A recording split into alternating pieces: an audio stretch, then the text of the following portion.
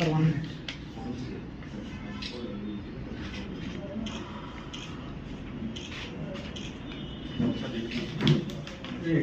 నాడు KPHB LIG phase 1 phase 7లో laptop దొంగతనాలు అయినాయని చెప్పేసి కంప్లైంట్ రాగా ఎస్హెచ్ఓ గారు, క్రైమ్ డిఏ గారు వాళ్ళ టీం తోటి కేపీహెచ్బిలో ఎల్ఐజి ఫేజ్ 1 ఫేజ్ 7లో తిరిగి అక్కడ కేసులు రిజిస్టర్ చేశారు. స్టూడెంట్స్ ఇల్లు తీసుకొని ఇండివిజువల్గా డోర్స్ తెరుచుకొని నిద్రపోతున్న సమయంలో ఈ ల్యాప్టాప్స్ దొంగతనం చేశారు. ఈ ఎల్ఐజి ఫేజ్ 1లో 3 ల్యాప్టాప్లు, ఒక మొబైల్ ఫోన్ పోయింది. ఫేజ్ 7లో ఒక ల్యాప్టాప్ హెచ్పిది దొంగతనమైంది. ఎంబెడెడ్ టీమ్స్ అలర్ట్ చేసుకొని తిరుగుతుండగా ఈరోజు ఉదయం 8 గంటలకు ఒక నేరస్తుడు అనుమానాస్పదంలో పెట్రోల్ బంక్ దగ్గర తిరుగుతుండగా crime team, crime inspector Ravikumar గారు, సిసిఎస్ టీము బాలానగర్ వీళ్ళు కలిసి అతన్ని పట్టుకొని పోలీస్ స్టేషన్ తీసుకొచ్చి ఎంక్వైరీ చేయగా అతని పేరు జీవ గణేష్, ఎలియాస్ గణేష్. ఇతను స్వస్థలము వెజిటేబుల్ మార్కెట్ పటంచెరు సంగారెడ్డిలో. అతను ఎంక్వైరీ చేయగా కేపీహెచ్బిలో ప్లస్ కుక్కట్పల్లిలో, మియాపూర్లో ల్యాప్టాప్ దొంగతనాలు చేసినట్టు ఒప్పుకున్నారు.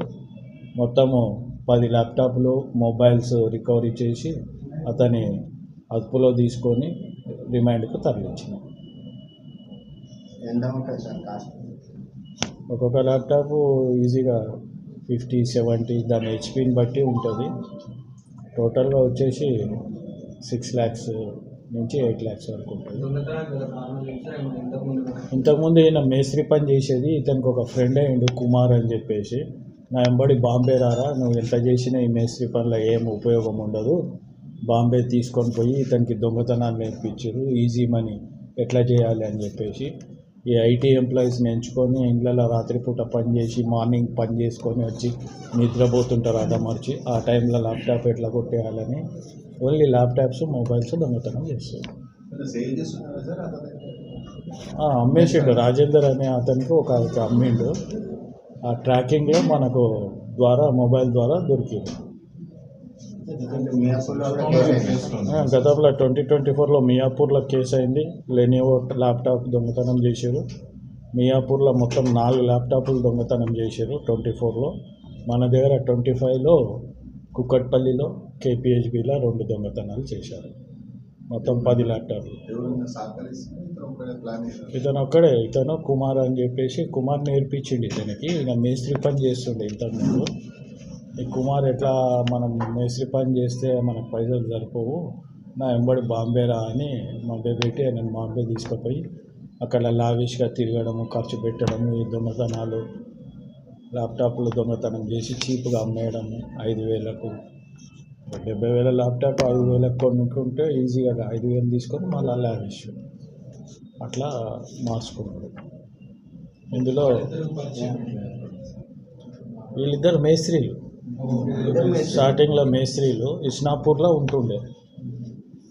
అంతకుముందే ఈ దొంగతనాలు అలవాటు ఉన్నాయి ఈ కుమార్కు. చిన్న చిన్న దొంగతనాలు చేసి బాంబేలో పని చేసుకుంటా ఈయనకు ఒక రోజు వచ్చిండు, లావిష్గా కనబడ్డాడు. ఏంది నువ్వు మేస్త్రి చేసుకుంటే ఇట్లా తయారైనావు అని చెప్తే, నువ్వు నా వెంబడిరా, నీకు కూడా లావిష్ పైసలు రిచ్గా వస్తాయని చెప్పి బాంబే తీసుకొని పోయి ఇతన్ని కూడా అందులో దించారు. ఇవన్నీ అమ్మినవే, రికవరీ చేసినవి 10 ల్యాప్టాప్లు,